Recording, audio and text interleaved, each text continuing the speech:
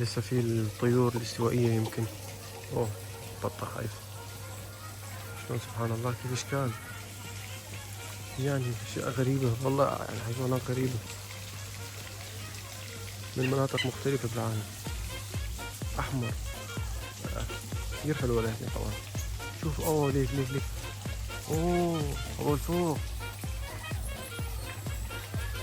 ياي ما شفتهم.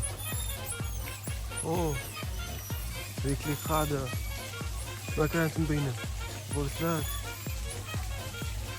كثير حلو. ايش فيهم؟ عليه كمان هذا اوه المشكلة انه ما بعرف اسمع بس.